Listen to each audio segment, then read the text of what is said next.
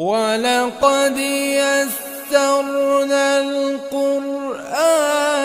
لِلذِّكْرِ فَهَلْ مِن مُّدَّكِرٍ۔ اللہم رب اشرح لی صدری ویسر لی امری واحلل عقدۃ من لسانی یفقہوا قولی۔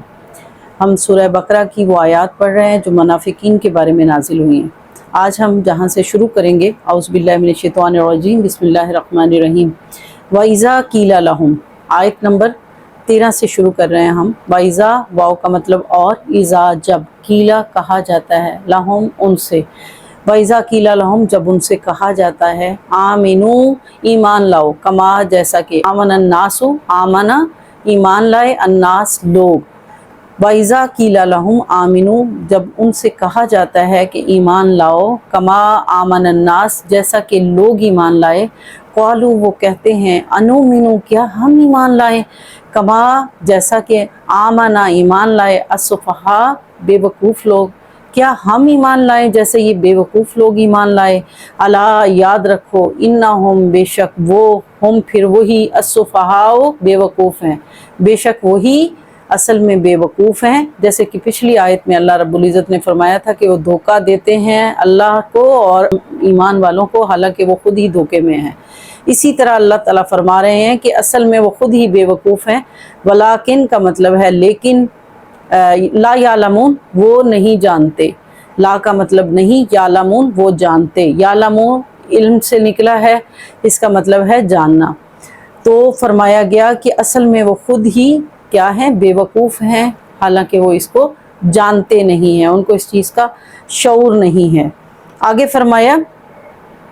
وَإِذَا، واو کا مطلب اور، اذا جب، لقو ملتے ہیں، لقو ملاقات سے ہے، جن کو اردو اچھی آتی ہے ان کے لیے مشکل نہیں ہے، اور جب وہ ملاقات کرتے ہیں، اللہ زینہ ان لوگوں سے، آمنو جو ایمان لائے، جب وہ ایمان والوں سے ملتے ہیں، قالو وہ کہتے ہیں، آمنا ہم ایمان لائے۔ وَإِذَا اور جب، خلو، خلو کا مطلب خلوت، اکیلے میں ہوتے ہیں، چھپ چھپ کے ملتے ہیں، الا کی طرف، شیاطینہم ان کے اپنے شیطان، جب وہ اپنے شیطانوں سے تنہائی میں ملتے ہیں، ایمان والوں سے ملتے ہیں تو کہتے ہیں کہ ہم تو ایمان لے آئے، اور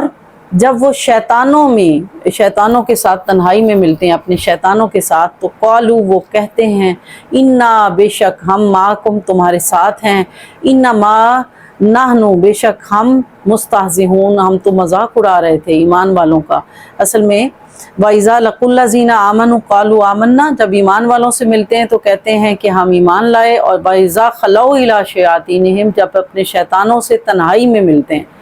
تو اللہ نے ان کے ملنے کی کیفیت بھی بتا دی کہ تنہائی میں چھپ چھپ کے ملتے تھے، رابطے بظاہر اہل ایمان کے ساتھ تھے، اور تنہائی میں چھپ چھپ کے پھر وہ اپنے کافروں سے، اپنے شیطانوں سے ملتے تھے۔ قالوا انا معکم انما نحن مستہزئون ان کو تسلی دلاتے تھے کہ ہم تو بس ایسے ہی مومنوں کا مذاق اڑا رہے تھے، ہم اصل میں تو تمہارے ساتھ ہیں۔ اللہ یستہزئ، اللہ کل اس میں ذات ہے، یستہزئ ان کے مذاق کی سزا دیتا ہے، کیونکہ اللہ مذاق نہیں اڑاتا کسی کا، ہاں البتہ کوئی مذاق اڑاتا ہے تو اس کے لیول کی انہیں پھر سزا دیتا ہے۔ وَيَمُدُّهُمْ مَدَّ یمد کا مطلب ہوتا ہے ڈھیل دینا، پھر اللہ انہیں ڈھیل دیتا ہے، فی طغیانہم ان کی سرکشی میں، یامہون کہ وہ بھٹک رہے ہیں۔ اللہ یستہزئ بہم اللہ ان کے مذاق کی سزا دیتا ہے، وَيَمُدُّهُمْ فِي طُغْيَانِهِمْ يَعْمَهُونَ اور انہیں ان کی سرکشی میں ڈھیل دیتا ہے کہ وہ بھٹک رہے ہیں۔ اولئک وہی لوگ، الذین وہی ہیں، اشتروا جنہوں نے خرید لیا ہے، الضلالۃ گمراہی، ضلالت جس کو آپ اردو میں کہتے ہیں، الضلالۃ گمراہی، بالہدیٰ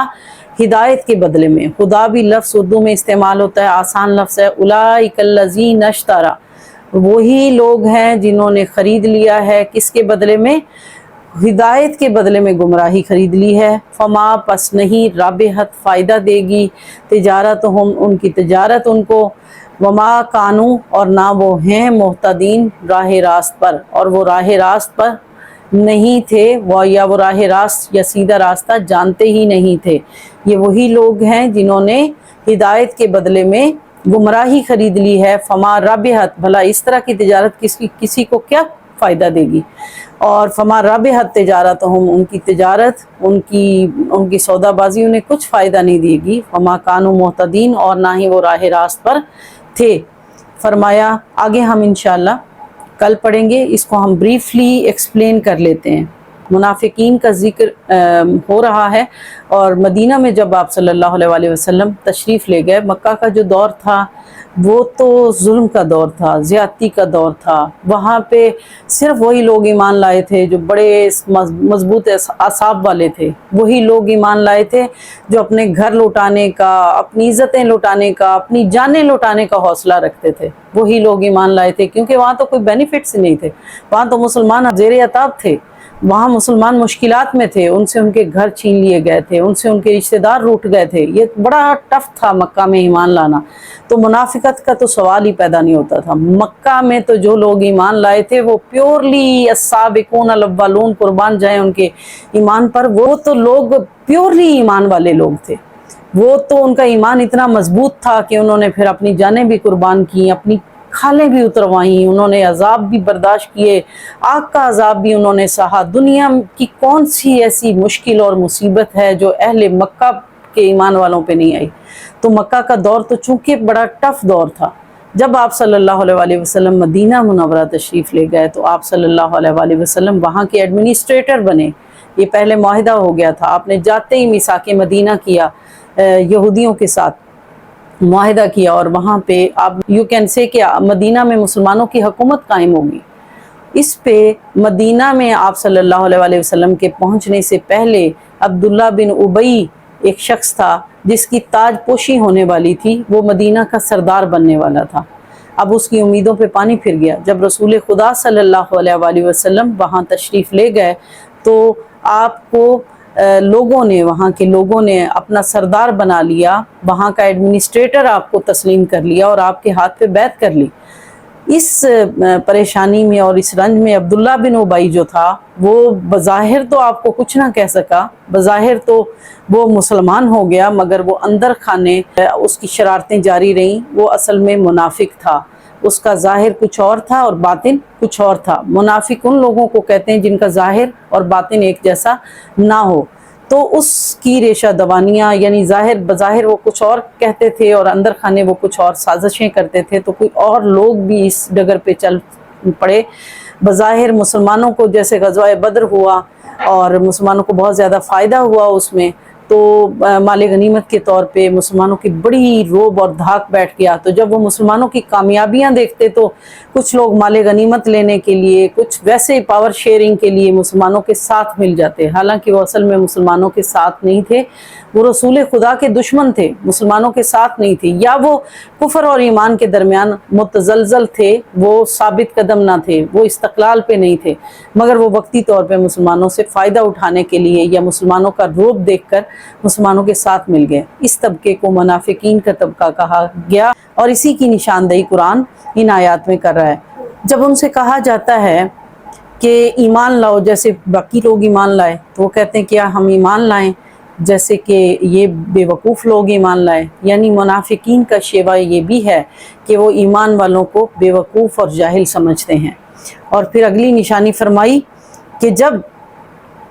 وہ ایمان والوں سے ملتے تھے تو وہ کہتے تھے قالوا آمنا، وہ کہتے تھے کہ ہم ایمان لے آئے، ہم آپ کے ساتھ ہیں، مگر تنہائی میں جا کے وہ ساری مسلمانوں کی خبریں اپنے شیطانوں کو بتاتے تھے، تنہائی میں ان سے ملتے تھے، ان سے کہتے تھے ہم تو آپ کے ساتھ ہیں، ہم تو ایسے ہی ان لوگوں کا مذاق اڑا رہے تھے۔ اللہ جو ہے، اللہ فرما رہا ہے کہ اللہ ان کو ان کے مذاق کی، ان کے لیول کی سزا دیتا ہے، اور ان کو ان کی سزا یہ ہے کہ اللہ انہیں ڈھیل دیتا ہے۔ یہ مت سمجھو کہ یہ رسول خدا کو دھوکہ دے سکیں گے، یہ مت سمجھو کہ یہ وقتی طور پہ فائدہ اٹھا رہے ہیں، اللہ اور اس کے رسول کے علم میں نہیں ہے، یہ اللہ ان کے مذاق کی سزا کے طور پہ انہیں ڈھیل دے رہا ہے کہ مزید سرکشی کر لیں، اور پھر یہ اپنی ہی سرکشی میں بھٹک رہے ہیں۔ اولئک الذین اشتروا الضلالۃ بالہدی، یہ وہی لوگ ہیں جنہوں نے ہدایت کے بدلے میں گمراہی خرید لی ہے، اور ان کی کیا ہے، تجارت انہیں کچھ فائدہ نہ دے گی۔ کتنا بدنصیب ہوگا وہ شخص جس نے ہدایت کے بدلے میں گمراہی کا سودا کر لیا۔ اور قرآن کہہ رہا ہے کہ یہ سیدھے راستے پہ جانے والے نہیں ہیں۔ انشاءاللہ اس سے اگلی آیات ہم پھر پڑھیں گے۔ اللہ سے دعا ہے کہ اللہ تعالی ہم سب کو دین پہ عمل کرنے کی توفیق عطا فرمائے، قرآن کو سمجھنے کی توفیق عطا فرمائے، اور قرآن کا حقیقی فیض ہمیں عطا فرمائے۔ وما علیہ الا البلاغ۔